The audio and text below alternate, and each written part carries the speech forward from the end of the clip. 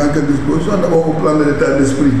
Je crois qu'on a un mental qui est encore très fort. Parce que nous sommes nés pour combattre, nous sommes des combattants.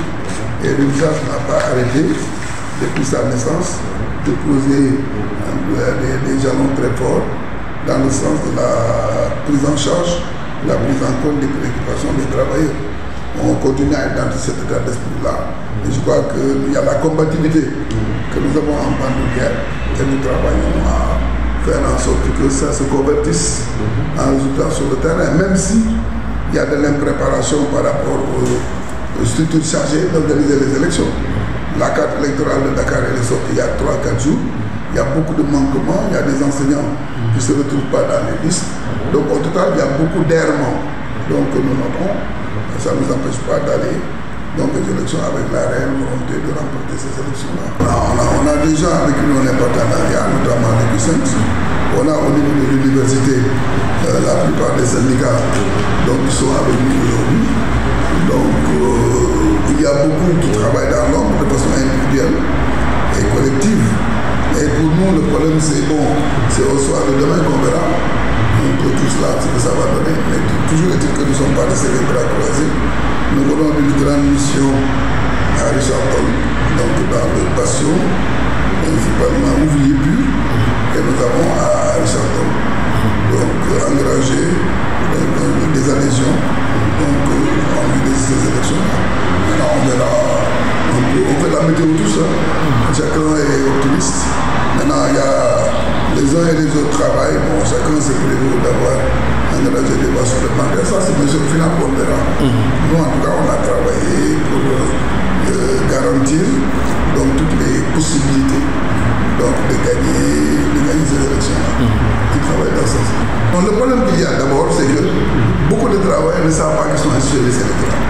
C'est les employeurs qui ont inscrit les travailleurs et certains n'en ont pas informé les travailleurs. Donc du coup, ils vous disent, vous ne savez pas, et beaucoup sont dans l'ignorance totale de l'existence de ces élections-là. Ça, c'est le gros problème. Et j'ai peur que ça débouche sur un fort taux d'abstention. Ça, j'ai peur que ça débouche sur ça. Bon, mais il faut dire qu'en 2017, il y avait 50 000 qui avaient voté. Bon, aujourd'hui, on est à plus de 300 000 inscrits. On ne sait pas trop quel va être le taux de participation. Mais il est entendu que nous-mêmes, en 2017, on avait perdu énormément de voix dans les universités parce que les gens n'arrivaient pas à trouver le bureau de vote.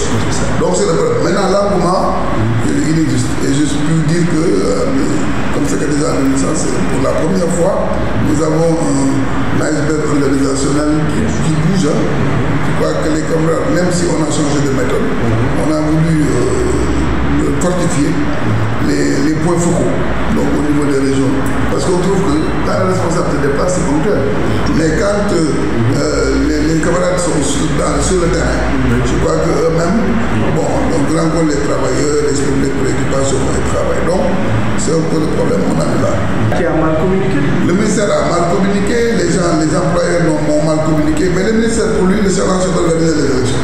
Peu importe, mais il y a beaucoup de manquements, beaucoup de faiblesses.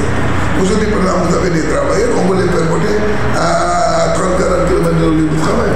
Avec la mobilité qu'il y a à Dakar, si c'est pas quelqu'un d'adapté. Non, du tout, la carte n'est pas adaptée.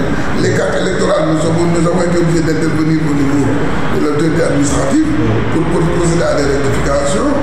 Mais mutatis mutandis, les problèmes sont là. Ils sont là, mais on gère.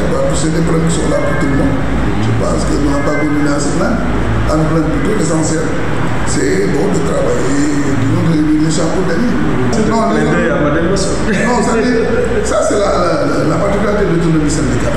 C'est-à-dire qu'on s'est élevé contre les pratiques syndicales qui étaient en cours dans ce pays en 69, depuis 69.